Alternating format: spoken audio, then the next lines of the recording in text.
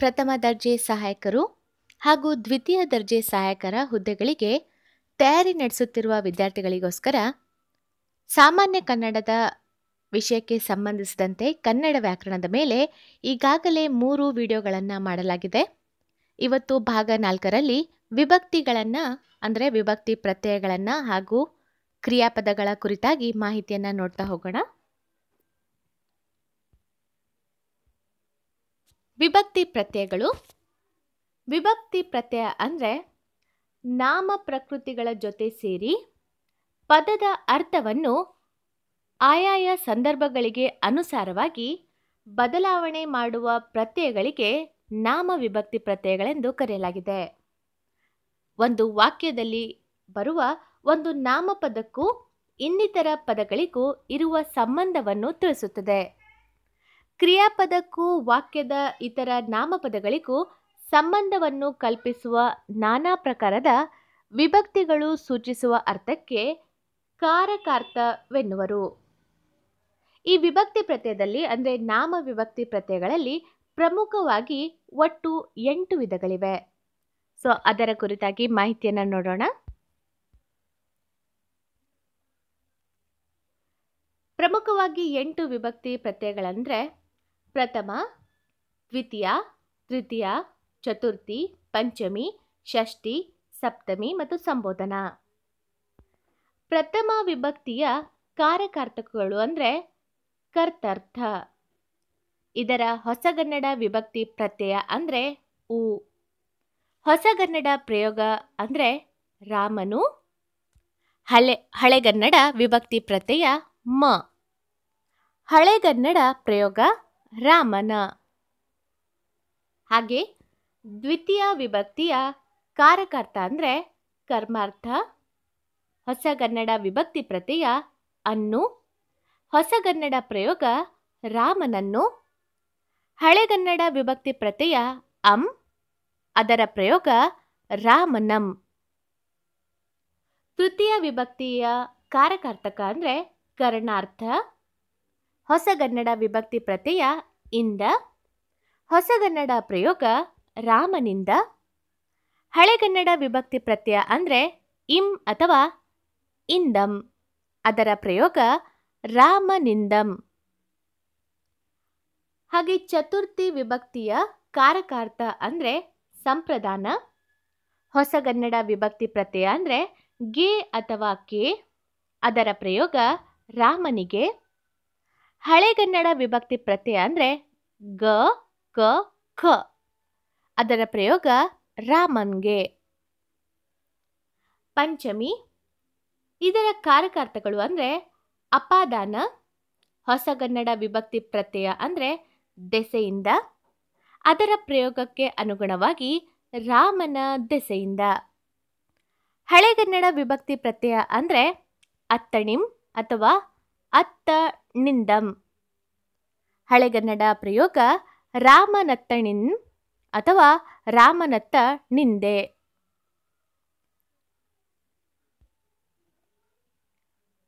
ಹಾಗೆ ಷಷ್ಠಿ ವಿಭಕ್ತಿ ಪ್ರತ್ಯಯದ ಕರ್ಮಾರ್ಥಗಳು ಅಂದರೆ ಸಂಬಂಧ. ಹೊಸಗನ್ನಡ ರೂಪ ಅಂದರೆ ಅ. ಹೊಸಗನ್ನಡ ಪ್ರಯೋಗ ರಾಮನ. ಹಳೆಗನ್ನಡ ರೂಪ ಅ. ಹಳೆಗನ್ನಡ ಪ್ರಯೋಗ ರಾಮನ.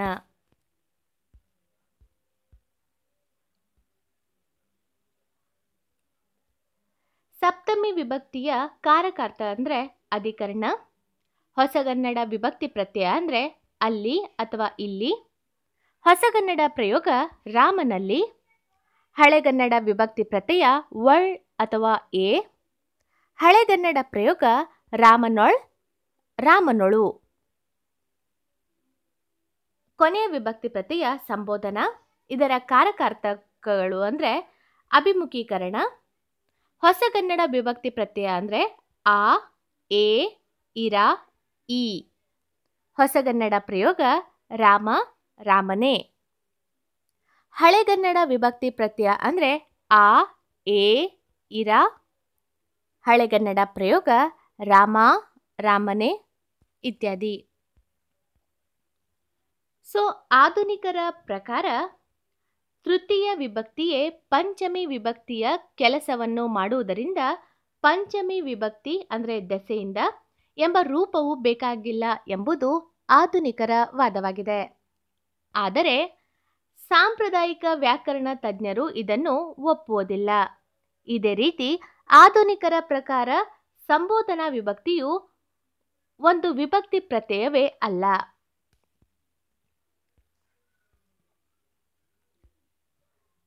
ಇವಾಗ ಪದದ ಕುರಿತಾಗಿ ಮಾಹಿತಿಯನ್ನು ನೋಡೋಣ. ಕ್ರಿಯಾಪದ, ಹಾಗಾದರೆ ಕ್ರಿಯಾಪದ ಅಂದರೆ ಏನು ಅನ್ನೋದನ್ನು ನೋಡೋಣ. ಪೂರ್ಣಗೊಂಡ ಒಂದು ಕ್ರಿಯೆಯ ಅರ್ಥವನ್ನು ಕೊಡುವ ಪದವನ್ನು ಕ್ರಿಯಾಪದ ಅಂತ ಕರೀತಾರೆ.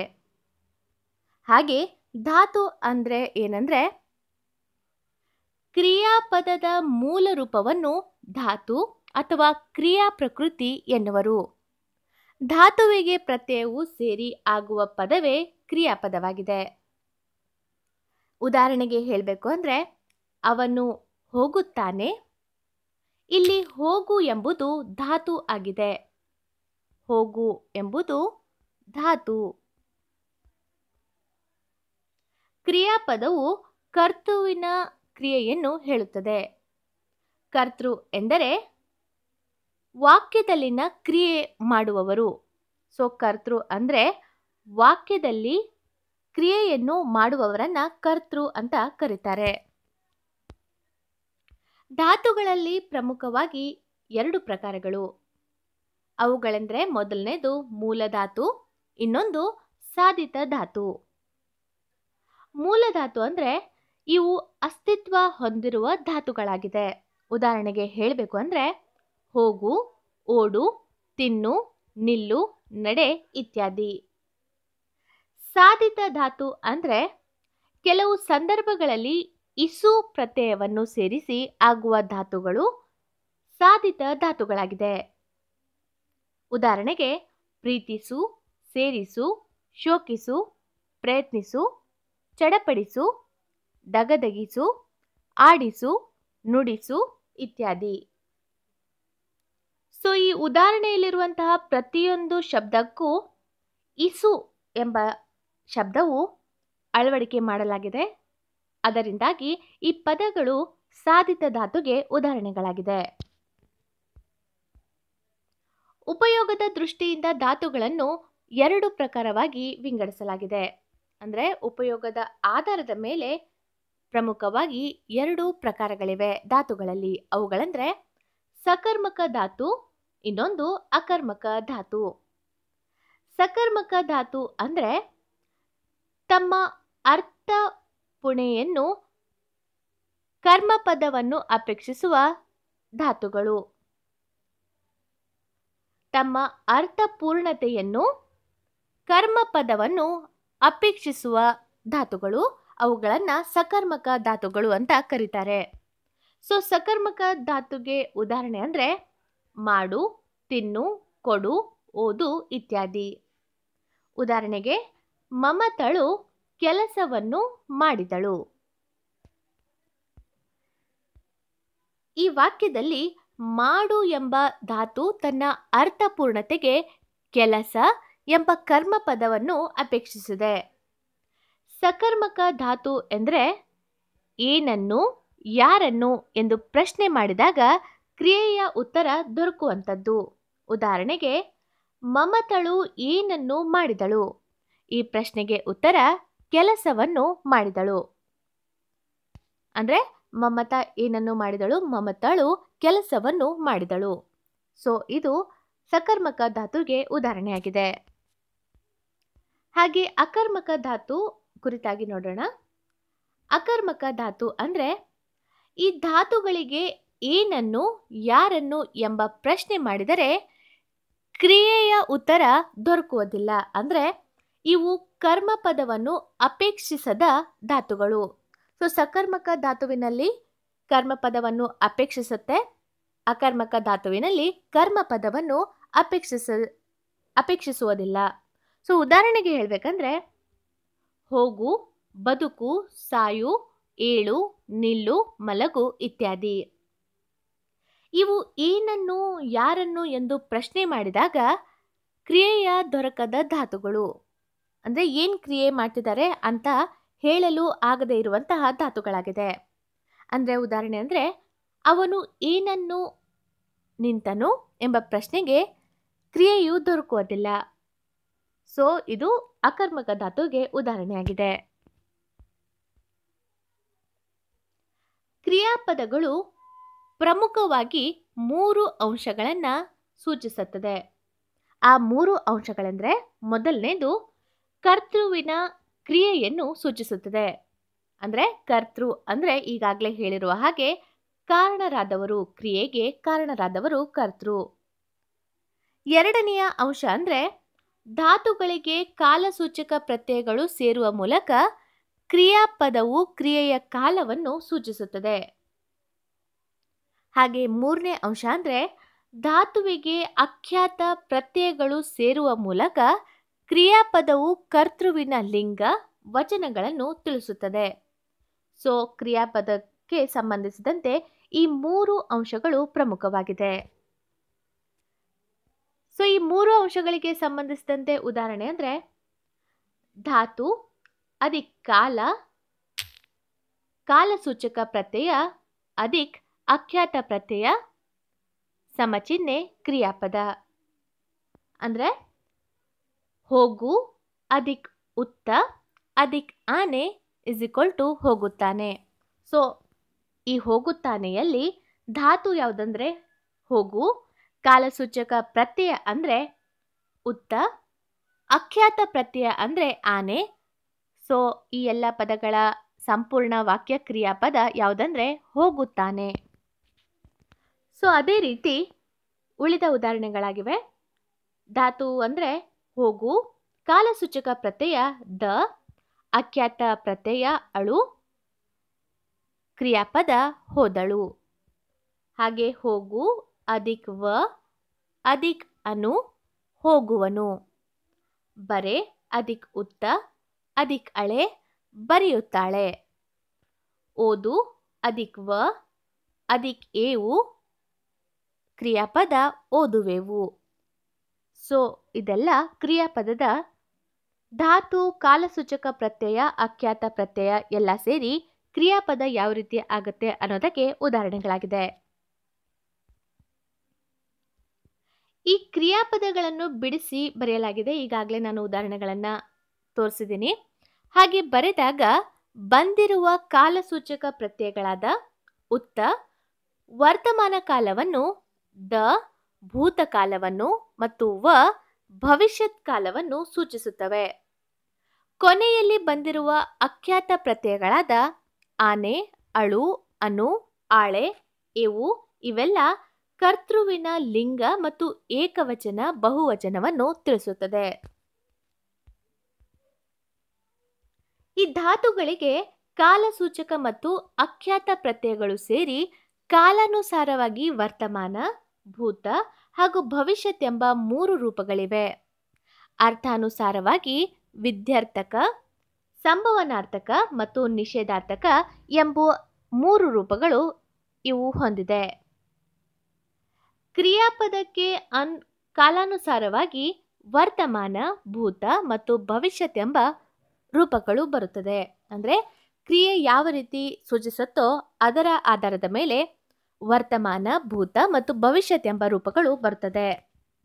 ಹಾಗೆ ಅರ್ಥಾನುಸಾರವಾಗಿ ವಿಧ್ಯರ್ಥಕ, ಸಂಭವನಾರ್ಥಕ ಮತ್ತು ನಿಷೇಧಾರ್ಥಕ ಎಂಬ ರೂಪಗಳು ಬರುತ್ತದೆ.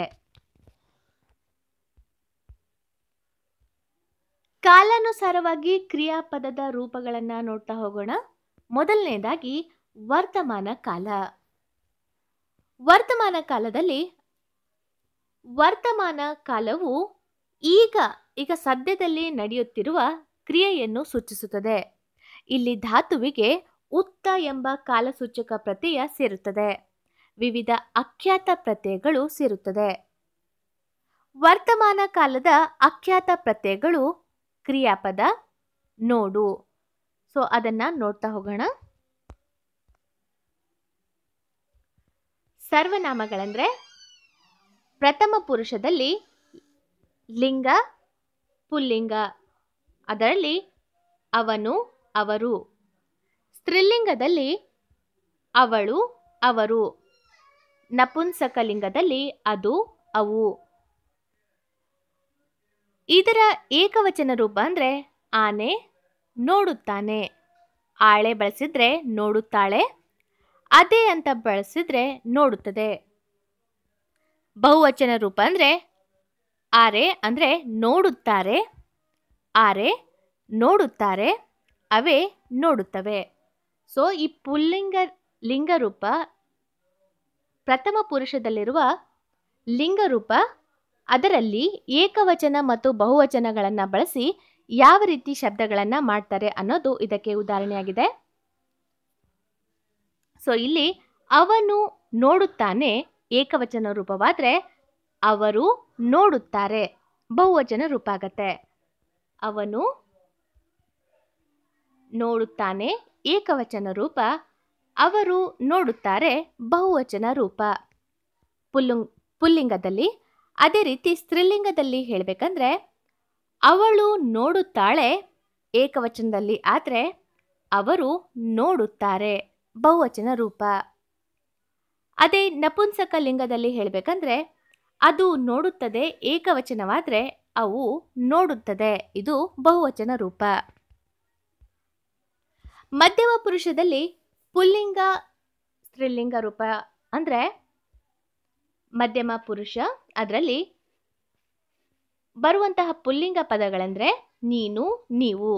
ಸ್ತ್ರೀಲಿಂಗ ಪದಗಳಂದರೆ ನೀನು, ನೀವು. ಅದಕ್ಕೆ ಏಕವಚನ ಮತ್ತು ಬಹುವಚನ ಸೇರಿಸಿದಾಗ ಯಾವ ರೀತಿ ಕ್ರಿಯಾಪದ ಬರುತ್ತೆ ಅಂದರೆ ಯಾವ ರೀತಿ ವಾಕ್ಯಗಳು ಬರುತ್ತೆ ಅಂದರೆ ನೀನು ನೋಡುತ್ತೀಯೇ, ಇಲ್ಲಿ ಏಕವಚನ ಬಳಸುವಾಗ ಇಯೇ ಅಂತ ಬರುತ್ತೆ. ನೀನು ನೋಡುತ್ತೀಯೇ ಪುಲ್ಲಿಂಗ ರೂಪ, ನೀವು ನೋಡುತ್ತೀರಾ ಬಹುವಚನದಲ್ಲಿ ಇರಿ ಅಂತ ಬರುತ್ತೆ, ಅಂದರೆ ನೋಡುತ್ತೀರಿ. ಸೊ ಹಾಗೆ ಸ್ತ್ರೀಲಿಂಗದಲ್ಲಿ ನೀನು ನೋಡುತ್ತೀಯೇ ಸ್ತ್ರೀಲಿಂಗಕ್ಕಾಗಿ ಇಲ್ಲಿ ಇಯೇ ಶಬ್ದ ಬರುತ್ತೆ ಏಕವಚನದಲ್ಲಿ. ಹಾಗೆ ಬಹುವಚನದಲ್ಲಿ ನೀವು ನೋಡುತ್ತೀರಿ, ಇರಿ ಅಂದರೆ ಇರಿ ಎಂಬ ಶಬ್ದ ಬಹುವಚನವನ್ನು ಸೂಚಿಸುತ್ತೆ. ಸೊ ಪುಲ್ಲಿಂಗದಲ್ಲಿ ಏಕವಚನ ರೂಪ ಮಧ್ಯಮ ಪುರುಷದಲ್ಲಿ ನೀನು ನೋಡುತ್ತೀಯೇ, ನೀನು ನೋಡುತ್ತೀಯೇ. ಬಹುವಚನದಲ್ಲಿ ನೀವು ನೋಡುತ್ತೀರಿ. ಸ್ತ್ರೀಲಿಂಗದಲ್ಲಿ ನೀನು ನೋಡುತ್ತೀಯೇ, ಬಹುವಚನದಲ್ಲಿ ನೀವು ನೋಡುತ್ತೀರಿ. ಸೊ ಇದಿಷ್ಟು ಮಧ್ಯಮ ಪುರುಷದ ಉದಾಹರಣೆಗಳು. ಈಗ ಉತ್ತಮ ಪುರುಷದಲ್ಲಿ ಬರುವಂತಹ ಪುಲ್ಲಿಂಗ ಮತ್ತು ಸ್ತ್ರೀಲಿಂಗ ಅಂದರೆ ಪುಲ್ಲಿಂಗದಲ್ಲಿ ನಾನು ಮತ್ತು ನಾವು, ಸ್ತ್ರೀಲಿಂಗದಲ್ಲಿ ನಾನು ಮತ್ತು ನಾವು. ಇಲ್ಲಿ ಏಕವಚನದಲ್ಲಿ ಪುಲ್ಲಿಂಗಕ್ಕೆ ಅಥವಾ ಸ್ತ್ರೀಲಿಂಗಕ್ಕೆ ಏನೇ ಅಂತ ಬರುತ್ತೆ. ಸೊ ಅಂದರೆ ನಾನು ನೋಡುತ್ತೇನೆ, ಇಲ್ಲಿ ಸ್ತ್ರೀಲಿಂಗದಲ್ಲಿಯೂ ಕೂಡ ನಾನು ನೋಡುತ್ತೇನೆ. ಅಂದರೆ ಏಕವಚನದಲ್ಲಿ ಪುಲ್ಲಿಂಗ ಮತ್ತು ಸ್ತ್ರೀಲಿಂಗ ಎರಡಕ್ಕೂ ಏನೇ ಅಂತ ಬರೋದ್ರಿಂದ ಇಲ್ಲಿ ವಾಕ್ಯಗಳನ್ನು ರಚಿಸುವಾಗ ನಾನು ನೋಡುತ್ತೇನೆ, ನಾನು ನೋಡುತ್ತೇನೆ ಪುಲ್ಲಿಂಗ ಸ್ತ್ರೀಲಿಂಗ ಎರಡರಲ್ಲೂ ಒಂದೇ ರೀತಿ ಬರುತ್ತೆ. ಅದೇ ರೀತಿ ಬಹುವಚನದಲ್ಲಿ ನಾವು ನೋಡುತ್ತೇವೆ, ಸ್ತ್ರೀಲಿಂಗ ರೂಪದಲ್ಲಿಯೂ ಕೂಡ ನಾವು ನೋಡುತ್ತೇವೆ. ಸೊ ಇದಿಷ್ಟು ಉತ್ತಮ ಪುರುಷರ ಉದಾಹರಣೆಯಾಗಿದೆ. ಸೊ ಇದು ಯಾವ ರೀತಿ ಇರುತ್ತೆ ಅಂದರೆ ಇಂಗ್ಲಿಷ್ನ ಐ, ಇದು ಯಾವ ರೀತಿ ಮಧ್ಯಮ ಪುರುಷ ಪ್ರಥಮ ಪುರುಷ ಯಾವ ರೀತಿ ಇರುತ್ತೆ ಅಂದರೆ I, we, you, he, she, it. So ಈ ರೀತಿಯಾಗಿ ಇದರಲ್ಲಿ ಪ್ರಥಮ ಪುರುಷ, ದ್ವಿತೀಯ ಪುರುಷ, ಪ್ರಥಮ ಪುರುಷ, ದ್ವಿತೀಯ ಪುರುಷ, ತೃತೀಯ ಪುರುಷ ಇರೋ ಹಾಗೆ ಕನ್ನಡದಲ್ಲಿ ಈ ರೀತಿಯಾಗಿ ಪ್ರಥಮ ಪುರುಷ, ದ್ವಿತೀಯ, ಮಧ್ಯಮ ಪುರುಷ ಮತ್ತು ಉತ್ತಮ ಪುರುಷಗಳು ಇರುತ್ತದೆ.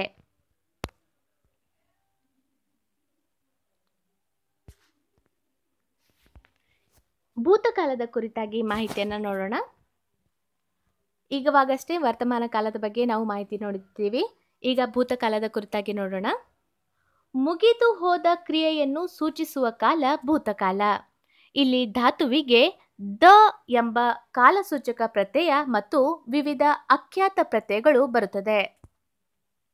ಭೂತಕಾಲದ ಅಖ್ಯಾತ ಪ್ರತ್ಯಯಗಳು ಅದನ್ನು ನೋಡೋಣ. ಇದರಲ್ಲಿ ಬಳಸುವ ಕ್ರಿಯಾಪದ ಹಾಡು, ಅದನ್ನು ಬಳಸ್ತಾ ಇದ್ದೀವಿ.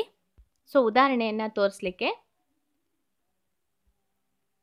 ಇಲ್ಲಿ ಪುಲ್ಲಿಂಗ ಅವನು ಅವರು ಅಂತ ಈಗಾಗಲೇ ಹೇಳಿದ್ದೀವಿ. ಸೊ ಭೂತಕಾಲದಲ್ಲಿ ನಾವು ಯಾವ ರೀತಿ ಬಳಸ್ತೀವಿ ಅಂದರೆ, ಏಕವಚನದಲ್ಲಿ ಅವನು ಹಾಡಿದನು,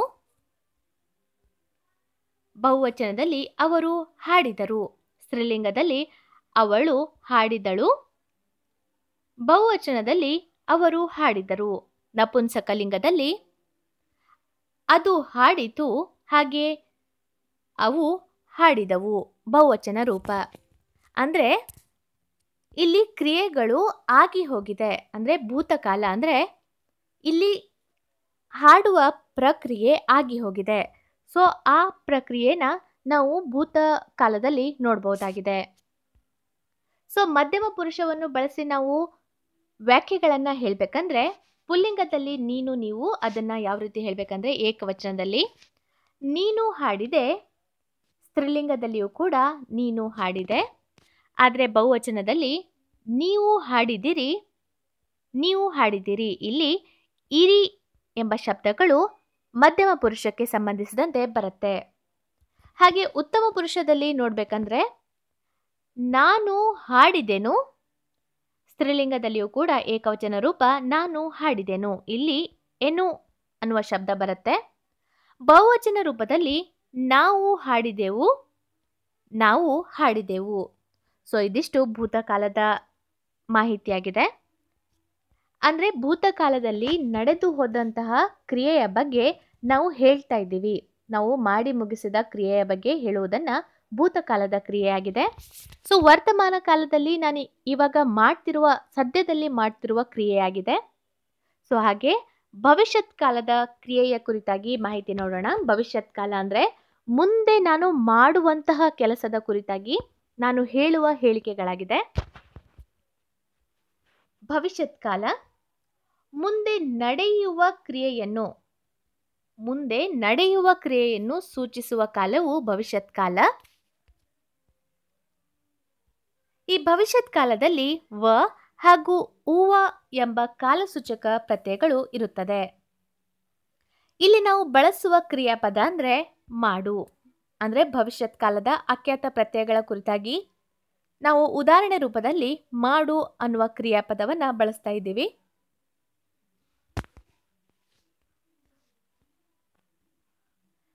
ಪ್ರಥಮ ಪುರುಷದಲ್ಲಿ ಪುಲ್ಲಿಂಗ, ಸ್ತ್ರೀಲಿಂಗ, ನಪುಂಸಕಲಿಂಗ. ಸೊ ಅದಕ್ಕೆ ಮಾಡು ಅನ್ನೋ ಕ್ರಿಯಾಪದ ಬಳಸ್ಕೊಂಡು ನಾವು ಯಾವ ರೀತಿ ವ್ಯಾಖ್ಯೆಗಳನ್ನು ಮಾಡ್ತೀವಿ ಅಂದರೆ, ಏಕವಚನದಲ್ಲಿ ಅನು ಮತ್ತು ಸ್ತ್ರೀಲಿಂಗಕ್ಕಾಗಿ ಅಳು ಅಂತ ಬರುತ್ತೆ, ಮತ್ತು ನಪುಂಸಕಲಿಂಗಕ್ಕಾಗಿ ಅದು ಉದು ಬರುತ್ತೆ. ಸೊ ಇದಕ್ಕೆ ಏಕವಚನಕ್ಕೆ ಉದಾಹರಣೆ ಅಂದರೆ ಅವನು ಮಾಡುವನು. ಅಂದರೆ ಈಗ ಏನಾದರೂ ಕೆಲಸ ಹೇಳಿದರೆ ಅವನು ಆ ಕೆಲಸವನ್ನು ಮಾಡುವನು. ಅದೇ ರೀತಿ ಸ್ತ್ರೀಲಿಂಗದಲ್ಲಿ ಅವಳು ಮಾಡುವಳು. ಅಂದರೆ ಈಗ ಎಕ್ಸಾಂಪಲ್ ಹೇಳಬೇಕಂದ್ರೆ, ಉದಾಹರಣೆಗೆ ಹೇಳಬೇಕಂದ್ರೆ, ಊಟ ಮಾಡಿದಳ ಅಂತ ಕೇಳಿದ್ರೆ ಅವಳು ಊಟವನ್ನು ಮಾಡುವಳು. ಸೊ ಆ ರೀತಿ ಉದಾಹರಣೆ ಬರುತ್ತೆ. ಮತ್ತು ನಪುಂಸಕಲಿಂಗದಲ್ಲಿ ಅದು ಮಾಡುವುದು. ಅದೇ ರೀತಿಯಾಗಿ ನಾವು ಬಹುವಚನದಲ್ಲಿ ಯಾವ ರೀತಿ ವ್ಯಾಖ್ಯೆಗಳು ಬರುತ್ತೆ ಅಂತ ನೋಡೋಣ. ಭವಿಷ್ಯತ್ ಕಾಲಕ್ಕೆ ಸಂಬಂಧಿಸಿದಂತೆ ಅವರು ಮಾಡುವರು. ಇಲ್ಲಿ ಅರು ಅಂತ ಬರುತ್ತೆ. ಸೊ ಅವರು ಮಾಡುವರು. ಹಾಗೆ ಸ್ತ್ರೀಲಿಂಗ ರೂಪದಲ್ಲಿಯೂ ಕೂಡ ಬಹುವಚನ ರೂಪ ಅವರು ಮಾಡುವರು. ಅದೇ ರೀತಿ ನಪುಂಸಕಲಿಂಗಕ್ಕೆ ಅವು ಮಾಡುವವು ಅಂತ ಬಹುವಚನ ರೂಪ ಬರುತ್ತೆ. ಮಧ್ಯಮ ಪುರುಷದಲ್ಲಿ ಪುಲ್ಲಿಂಗ ನೀನು. ಇಲ್ಲಿ ಏಕವಚನ ರೂಪ ಅಂದರೆ ಎ, ಸ್ತ್ರೀಲಿಂಗ ರೂಪ ಕೂಡ ಎ. ಅಂದರೆ ನೀನು ಮಾಡುವೆ, ಸ್ತ್ರೀಲಿಂಗದಲ್ಲಿಯೂ ಕೂಡ ನೀನು ಮಾಡುವೆ. ಬಹುವಚನದಲ್ಲಿ ಇರಿ ಅಂತ ಬರುತ್ತೆ. ಸೊ ಅದಕ್ಕಾಗಿ ನೀವು ಮಾಡುವಿರಿ, ನೀವು ಮಾಡುವಿರಿ. ಅಂದರೆ ನಾವು ಏಕವಚನದಲ್ಲಿ ಹೇಳುವಾಗ ಮಾಡುವೆ ಅಂತ ಬಳಸ್ತೀವಿ, ಬಹುವಚನದಲ್ಲಿ ಹೇಳುವಾಗ ಮಾಡುವಿರಿ ಅಂತ ಬಳಸ್ತೀವಿ. ಸೊ ಒಂದೊಂದು ಸಲ ಹೀಗೆ ವ್ಯಾಖ್ಯೆಗಳನ್ನು ಹೇಳುವಾಗ ನಾನು ಈ ಕೆಲಸ ಮಾಡ್ತೀನೋ ಇಲ್ವೋ ಅಂತ ನಾವು ಹೇಳ್ತಿರುವಾಗ ಭವಿಷ್ಯತ್ ರೂಪದ ವ್ಯಾಖ್ಯೆಗೆ ಉದಾಹರಣೆಯಂತೆ ನೀನು ಈ ಕೆಲಸವನ್ನು ಮಾಡುವೆ ಅಂತ ಹೇಳ್ತಾರಲ್ಲ ಎರಡನೆಯ ವ್ಯಕ್ತಿ. ಸೊ ಅದೇ ರೀತಿ ಇಲ್ಲಿ ಹೇಳಲಾಗಿದೆ. ಅಂದರೆ ನಾನು ಮಾಡ್ತೀನೋ ಇಲ್ವೋ ಅಂತ ನಾನು ಹೇಳ್ತಿರುವಾಗ ಎರಡನೆಯ ವ್ಯಕ್ತಿ ನೀನು ಆ ಕೆಲಸವನ್ನು ಮಾಡುವೆ ಅಂದರೆ ಭವಿಷ್ಯದಲ್ಲಿ ಮಾಡುವೆ ಅಂತ ಹೇಳುವಂತಹ ವ್ಯಾಖ್ಯೆಗಳಾಗಿದೆ.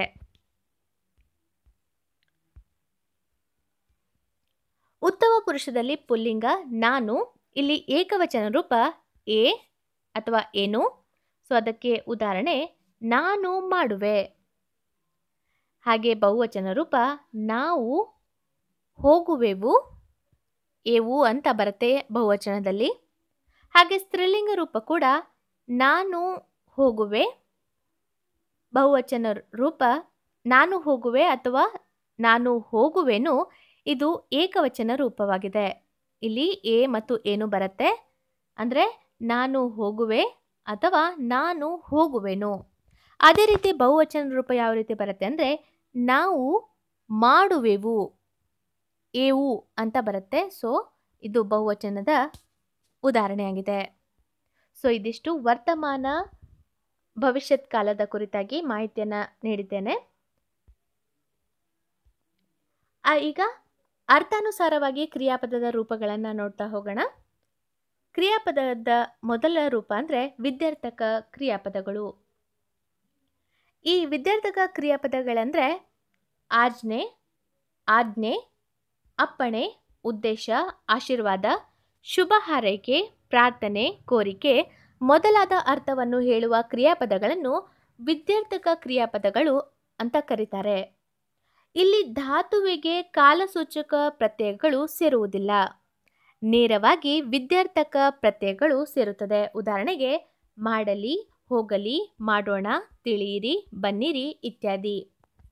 ಸೊ ಇದಕ್ಕೆ ಉದಾಹರಣೆ ಅಂದರೆ ಯಾವ ರೀತಿ ವಿದ್ಯಾರ್ಥಕ ಕ್ರಿಯಾಪದಗಳನ್ನು ನಾವು ಬಳಸ್ತೀವಿ, ಪ್ರಯೋಗ ಮಾಡ್ತೀವಿ ಅಂದರೆ ನೀಡು ದೇವರೇ ಅಂದರೆ ನಾವು ದೇವರ ಹತ್ರ ಬೇಡ್ಕೊಳ್ಳುವಾಗ ದೇವರೇ ನನಗಿದು ಒಂದು ನೀಡಪ್ಪ ಅಂತ ನಾವು ಕೇಳ್ಕೊತೀವಲ್ಲ ಆ ರೀತಿ. ಸೊ ಇಲ್ಲಿ ಬರುವಂಥದ್ದು ಕೋರಿಕೆ ಮತ್ತು ಪ್ರಾರ್ಥನೆ. ಹಾಗೆ ಎರಡನೆಯ ವಾಕ್ಯದಲ್ಲಿ ನಿನಗೆ ಒಳ್ಳೆಯದು ಆಗಲಿ ಅಂದರೆ ತಂದೆ ತಾಯಿಗಳಾಗಲಿ ದೊಡ್ಡವರಾಗಲಿ ಕಿರಿಯರಿಗೆ ಆಶೀರ್ವಾದ ಕೊಡುವಾಗ ನಾವು ಹಾರೈಕೆ ಮಾಡ್ತೀವಲ್ಲ, ಇಲ್ಲಿ ಹಾರೈಕೆ ಬಂದಿದೆ. ಮೊದಲನೆಯ ವ್ಯಾಖ್ಯೆಯಲ್ಲಿ ಪ್ರಾರ್ಥನೆ ಕೋರಿಕೆ ಬಂದರೆ ಎರಡನೆಯ ವ್ಯಾಖ್ಯೆಯಲ್ಲಿ ಹಾರೈಕೆ ಕುರಿತಾಗಿ ಬಂದಿದೆ. ಮೂರನೆಯ ವ್ಯಾಖ್ಯೆಯಲ್ಲಿ ಶಾಲೆಗೆ ಹೋಗೋಣ ಅಂದರೆ ಇಲ್ಲಿ ಉದ್ದೇಶವನ್ನು ಇದು ಈ ವ್ಯಾಖ್ಯೆ ಸಾರ್ತಾ ಇದೆ. ಅಂದರೆ ನಾವು ಶಾಲೆಗೆ ಹೋಗೋಣ ಅನ್ನೋ ಉದ್ದೇಶ. ಹಾಗೆ ನಿನ್ನ ಮನೆ ಹಾಳಾಗಲಿ, ಈಗ ಏನಾದರೂ ಜಗಳ ಆದಾಗ ಆ ರೀತಿ ಏನಾದರೂ ಆದಾಗ ಹೀಗೆ ಶಾಪ ಹಾಕ್ತಾರಲ್ಲ, ನಿನ್ನ ಮನೆ ಹಾಳಾಗಲಿ, ಹಿಂಗಾಗಲಿ ಹಂಗಾಗಲಿ ಅಂತ. ಸೊ ಆ ರೂಪ ನಾಲ್ಕನೆಯದಲ್ಲಿ ಶಾಪ ಅದರ ಪ್ರಯೋಗವಾಗಿದೆ. ಹಾಗೆ ಒಳಗೆ ಬನ್ನಿರಿ, ಇಲ್ಲಿ ಅಂದರೆ ಗುರುಗಳು ತರಗತಿಗಳಲ್ಲಿ ಮಕ್ಕಳು ಗುರುಗಳೇ ನಾವು ಒಳಗೆ ಬರ್ಬೋದಾ ಅಂದಾಗ ಒಳಗೆ ಬನ್ನಿರಿ ಅಂತ ಹೇಳ್ತಾರಲ್ಲ. ಸೊ ಇಲ್ಲಿ ಅಪ್ಪಣೆ ಆ ಶಬ್ದ ಅಂದರೆ ಅದರ ಪ್ರಯೋಗವಾಗಿದೆ. ಸೊ ವಿದ್ಯಾರ್ಥಕ ಕ್ರಿಯಾಪದದಲ್ಲಿ ಕೋರಿಕೆ, ಪ್ರಾರ್ಥನೆ, ಹಾರೈಕೆ, ಉದ್ದೇಶ, ಶಾಪ, ಅಪ್ಪಣೆ ಈ ಪದಗಳ ಪ್ರಯೋಗವಾಗಿದೆ. ವಿದ್ಯಾರ್ಥಕ ಕ್ರಿಯಾಪದಗಳಲ್ಲಿ ಕೆಲವು ಸಂದರ್ಭಗಳಲ್ಲಿ ಅಲ್ಲಿ ಪ್ರತ್ಯಯದ ಬದಲು ಅ ಪ್ರತ್ಯಯ ಸೇರುತ್ತದೆ. ಉದಾಹರಣೆಗೆ ಹೇಳಬೇಕಂದ್ರೆ ಹಾಳಾಗಲಿ ಅಂತ ಹೇಳೋದನ್ನ ಒಂದೊಂದ್ಸಲ ಹಾಳಾಗ, ನಿನ್ನ ಮನೆ ಹಾಳಾಗ ಈ ರೀತಿ ಹೇಳ್ತಾರಲ್ಲ. ಸೊ ಹಾಗೆ ಹೊಡೆಯಲಿ ಅಂತ ಹೇಳುವುದನ್ನ ನಿನ್ನ ಹೊಡೆಯ ಅಂತ ಆ ರೀತಿ ಹೇಳ್ತಾರಲ್ಲ, ಅಂದರೆ ಆಡು ಭಾಷೆಯಲ್ಲಿ ನಾವು ಆ ರೀತಿ ಬಳಸ್ತೀವಿ ಅಂತ. ಅಂತ್ಯಕ್ಷರ ಯು ಇರುವ ಧಾತುಗಳಿಗೆ ಮಧ್ಯಮ ಪುರುಷ ಏಕವಚನದಲ್ಲಿ ಈ ಪ್ರತ್ಯಯ ಸೇರುತ್ತದೆ, ಬಹುವಚನದಲ್ಲಿ ಇರಿ ಪ್ರತ್ಯಯ ಸೇರುತ್ತದೆ. ಉದಾಹರಣೆಗೆ ಒಯ್ಯು, ಒಯ್ಯಿ, ಒಯ್ಯಿರಿ. ಸಾಯು, ಸಾಯಿ, ಸಾಯಿರಿ. ಅಂದರೆ ಈಗ ನಾವು ಏಕವಚನದಲ್ಲಿ ಹೇಳುವಾಗ ಇದನ್ನು ವೈ ಇದನ್ನ ವೈ ಅಂತ ಹೇಳ್ತೀವಿ. ಅಂದರೆ ಯಾವುದಾದ್ರೂ ವಸ್ತು ತಗೊಂಡು ಹೋಗು ಅಂದರೆ ಇದನ್ನ ವೈ ಅಂತ ಹೇಳ್ತೀವಿ. ಅದೇ ರೀತಿ ಬಹುವಚನದಲ್ಲಿ 2-3 ವ್ಯಕ್ತಿಗಳನ್ನು ಹೇಳ್ತಿರುವಾಗ ಅಥವಾ ಗೌರವಾರ್ಥವಾಗಿ ಹೇಳ್ತಿರುವಾಗ ಇದನ್ನ ವೈರಿ. ಸೊ ಇದನ್ನ ವೈರಿ. ಸೊ ಆ ರೀತಿ. ಹಾಗೆ ಏಕವಚನದಲ್ಲಿ ಹೇಳಬೇಕಾದ್ರೆ ಹೋಗಿ ನೀನು ಸಾಯಿ. ಅದೇ ನೀವು ಬಹುವಚನದಲ್ಲಿ ಬಳಸುವಾಗ ನೀವು ಹೋಗಿ ಸಾಯಿರಿ. ಸೊ ಹಾಗೆ. ಅದೇ ರೀತಿ ಕಾಯು ಶಬ್ದನ ನಾವು ಏಕವಚನದಲ್ಲಿ ಸ್ವಲ್ಪ ಹೊತ್ತು ಕಾಯಿ. ಅದೇ ರೀತಿ ದೊಡ್ಡವರಿಗೆ ಅಥವಾ ಗೌರವಾರ್ಥವಾಗಿ ಹೇಳುವಾಗ ಸ್ವಲ್ಪ ಹೊತ್ತು ಕಾಯಿರಿ, ಅವ್ರು ಬರ್ತಿದ್ದಾರೆ ಅಂತ ಹೇಳ್ತೀವಲ್ಲ. ಸೊ ಅದು. ನಿಷೇಧಾರ್ಥಕ ಕ್ರಿಯಾಪದಗಳು. ಕ್ರಿಯೆಯು ನಡೆಯಲಿಲ್ಲ ಮತ್ತು ನಡೆಯುವುದಿಲ್ಲ ಎಂಬ ಅರ್ಥವನ್ನು ಹೊಂದಿರುವ ಕ್ರಿಯಾಪದಗಳನ್ನು ನಾವು ನಿಷೇಧಾರ್ಥಕ ಕ್ರಿಯಾಪದಗಳು ಅಂತ ಹೇಳ್ತೀವಿ. ಸೊ ಇದಕ್ಕೆ ಉದಾಹರಣೆ ಅಂದರೆ ಕೃಷ್ಣನು ಹಣ್ಣನ್ನು ತಿನ್ನನು ಅಂದರೆ ತಿನ್ನೋದಿಲ್ಲ, ತಿನ್ನನು. ಇದು ಸ್ವಲ್ಪ ಕನ್ನಡ ಅಂದರೆ ಪುಸ್ತಕೀಯ ಕನ್ನಡ ಆಗಿದೆ. ಅಂದರೆ ಕೃಷ್ಣನು ಹಣ್ಣನ್ನು ತಿನ್ನನು. ಕಮಲೆಯು ಆಟಕ್ಕೆ ಬಾರಳು. ಕಮಲೆಯು ಆಟಕ್ಕೆ ಬಾರಳು ಅಂದರೆ ಬರೋದಿಲ್ಲ. ಸೊ ಇಲ್ಲಿ ಇಲ್ಲ, ಬರೋದಿಲ್ಲ, ಆಗೋದಿಲ್ಲ ಅನ್ನೋದನ್ನು ಸೂಚಿಸುವಂಥದ್ದು. ಇಲ್ಲಿ ತಿನ್ನನು ಎಂಬ ಕ್ರಿಯಾಪದ ತಿನ್ನುವುದಿಲ್ಲ ಎಂಬ ಅರ್ಥವನ್ನು, ಬಾರಳು ಎಂಬ ಕ್ರಿಯಾಪದ ಬರುವುದಿಲ್ಲ ಎಂಬ ಅರ್ಥ ಕೊಡುತ್ತದೆ. ಇಲ್ಲಿ ನಾವು ಇದಕ್ಕೆ ಉದಾಹರಣೆಯಾಗಿ ನಾವು ಎಕ್ಸ್ಪ್ಲೇನ್ ಮಾಡಲಿಕ್ಕೆ ಬಳಸ್ತಿರುವಂತಹ ಕ್ರಿಯಾಪದ ಮಾಡು. ಪುಲ್ಲಿಂಗದಲ್ಲಿ ಏಕವಚನದಲ್ಲಿ ಹೇಳಬೇಕಂದ್ರೆ ಮಾಡನು ಅಂದರೆ ಮಾಡುವುದಿಲ್ಲ. ಸೊ ಅದೇ ರೀತಿ ಪುಲ್ಲಿಂಗದಲ್ಲಿ ಬಹುವಚನ ರೂಪ ಮಾಡರು, ಸ್ತ್ರೀಲಿಂಗದಲ್ಲಿ ಮಾಡಳು, ಬಹುವಚನದಲ್ಲಿ ಮಾಡರು, ನಪುಂಸಕಲಿಂಗದಲ್ಲಿ ಏಕವಚನ ರೂಪ ಮಾಡದು, ಬಹುವಚನ ರೂಪ ಮಾಡವು. ಅಂದರೆ ಮಾಡುವುದಿಲ್ಲ ಅನ್ನೋದನ್ನು ಸಂಕ್ಷಿಪ್ತವಾಗಿ ಮಾಡದು, ಮಾಡವು ಅಂತ ಬಳಸಲಾಗುತ್ತೆ. ಇಲ್ಲಿ ಮಧ್ಯಮ ಪುರುಷದಲ್ಲಿ ಸ್ತ್ರೀಲಿಂಗ ರೂಪದ ಏಕವಚನ ರೂಪ ಅಂದರೆ ಮಾಡೆ ಅಥವಾ ಬಹುವಚನ ರೂಪ ಮಾಡಿರಿ, ಮಾಡರಿ. ಸ್ತ್ರೀಲಿಂಗ ರೂಪ ಮಾಡೆ, ಹಾಗೆ ಬಹುವಚನ ರೂಪ ಮಾಡರಿ. ಉತ್ತಮ ಪುರುಷದಲ್ಲಿ ಪುಲ್ಲಿಂಗ ಮಾಡೆ ಅಥವಾ ಮಾಡೆನು ಏಕವಚನದಲ್ಲಿ ಆದರೆ ಬಹುವಚನದಲ್ಲಿ ಮಾಡೆವು. ಸ್ತ್ರೀಲಿಂಗ ರೂಪ ಮಾಡೆ ಮತ್ತು ಮಾಡೇನು ಆದರೆ ಏಕವಚನದಲ್ಲಿ, ಬಹುವಚನದಲ್ಲಿ ಮಾಡೆವು ಅಂತ ಬರುತ್ತೆ. ನಿಷೇಧಾರ್ಥಕ ಕ್ರಿಯಾಪದಗಳು ಮೇಲಿನ ಅಖ್ಯಾತ ಪ್ರತ್ಯಯಗಳಲ್ಲದೆ ಇಲ್ಲ, ಆಗದು, ಕೂಡದು, ಬೇಡ ಇತ್ಯಾದಿ ನಿಷೇಧಾರ್ಥಕ ಪ್ರತ್ಯಯಗಳನ್ನು ಹೊಂದಿರುತ್ತದೆ. ಉದಾಹರಣೆಗೆ ನಡೆಯುವುದಿಲ್ಲ, ಹೇಳುತ್ತಿಲ್ಲ, ಬರೆದಿಲ್ಲ, ಬರೆಯಲಾರೆ, ಬರೆಯಬೇಡ, ಕಾಣುತ್ತಿಲ್ಲ, ಕಂಡಿಲ್ಲ, ಕಾಣದು, ಬರಕೂಡದು, ಹೋಗಬೇಡ, ಹೋಗಲಾರನು, ಓದಲಾರೆ, ಓದಲಾಗದು, ಓದನು, ತರಬೇಡ, ಬಾರನು, ತಿಂದಿಲ್ಲ, ಸಿಕ್ಕದು, ನೋಡೆವು, ತಿನ್ನಕೂಡದು ಇತ್ಯಾದಿ. ಅಂದರೆ ಇಲ್ಲಿ ಕ್ರಿಯೆಯು ಆಗೋದಿಲ್ಲ. ಸೊ ಇಲ್ಲಿ ಎಲ್ಲವನ್ನ ಇಲ್ಲ ಇಲ್ಲ ಅಂತ ಬಳಸಲಾಗತ್ತೆ. ಅಂದರೆ ಆ ಕ್ರಿಯೆಯನ್ನು ಮಾಡೋದಿಲ್ಲ, ಹೇಳೋದಿಲ್ಲ, ಆ ರೀತಿ ಇಲ್ಲಿ ವಾಕ್ಯಗಳು ಬರುತ್ತೆ. ಸಂಭವನಾರ್ಥಕ ಕ್ರಿಯಾಪದಗಳು ಅಂದರೆ ಸಂಶಯಾರ್ಥಕ ಕ್ರಿಯಾಪದ ಅಂತಲೂ ಕೂಡ ಇಲ್ಲಿ ಕರಿಬಹುದು.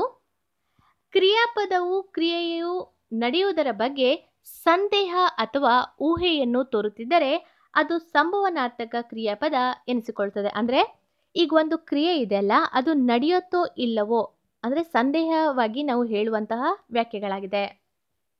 ಇಲ್ಲಿ ನಾವು ಗೆಲ್ಲು ಅನ್ನುವ ಧಾತುವನ್ನು ತೆಗೆದುಕೊಂಡಾಗ ಉದಾಹರಣೆಗೆ ಹೇಳಬೇಕಂದ್ರೆ ಅವನು ಗೆದ್ದಾನು ಅಂದರೆ ಗೆದ್ರೆ ಗೆಲ್ಬಹುದು, ಇಲ್ಲಾಂದರೆ ಸೋತ್ರೆ ಸೋಲ್ಬಹುದು. ಅದೇ ರೀತಿ ಅವರು ಗೆದ್ದಾರು ಬಹುವಚನ ರೂಪ. ಅದು ಗೆದ್ದಿತು ಅಂದರೆ ಗೆಲ್ಲಬಹುದು, ಅದೇ ರೀತಿ ಅದು ಗೆದ್ದಿತು. ನೀನು ಗೆದ್ದಿಯೇ, ನೀವು ಗೆದ್ದಿರಿ, ನಾನು ಗೆದ್ದೆನು, ನಾವು ಗೆದ್ದೆವು ಇತ್ಯಾದಿಗಳು ಸಂಭವನಾರ್ಥಕ ಕ್ರಿಯಾಪದಗಳು. ಅಂದರೆ ನಾವು ಅದು ಆಗಬಹುದು ಅಂತ ಹೇಳ್ತಾ ಇರೋದು, ಆದರೆ ಆಗೇ ಆಗತ್ತೆ ಅಂತ ನಾವು ನಿಶ್ಚಿತವಾಗಿ ಹೇಳ್ತಾ ಇಲ್ಲ. ಆಗಬಹುದು ಅಂದರೆ ನಮ್ಮ ಸಂದೇಹ ಅಥವಾ ಊಹೆಯನ್ನು ನಾವು ಇಲ್ಲಿ ವ್ಯಕ್ತಪಡಿಸ್ತಾ ಇದ್ದೀವಿ. ವ್ಯಾಖ್ಯೆಯಲ್ಲಿ ಸಂಭವನಾರ್ಥ ಕ್ರಿಯಾಪದಗಳ ಬಳಕೆ ಯಾವ ರೀತಿ ಇರುತ್ತೆ ಅನ್ನೋದನ್ನು ನೋಡೋಣ. ನಮ್ಮ ಮನೆಗೆ ನೀವೇಕೆ ಬಂದಿರಿ?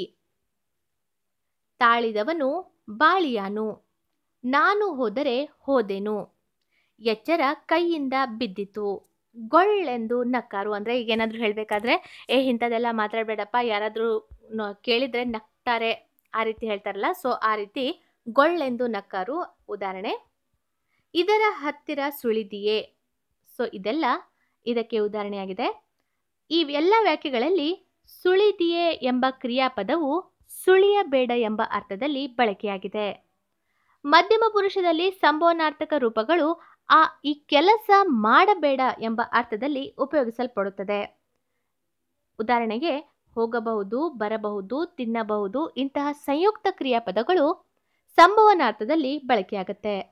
ಸೊ ಇದಿಷ್ಟು ಭಾಗ 4ರ ಕನ್ನಡ ವ್ಯಾಕರಣ ಕುರಿತಾಗಿ ಮಾಹಿತಿಯಾಗಿದೆ. ಮುಂದಿನ ಭಾಗದಲ್ಲಿ ಸಂಧಿಗಳ ಕುರಿತಾಗಿ ಮಾಹಿತಿಗಳನ್ನು ನೋಡ್ತಾ ಹೋಗೋಣ.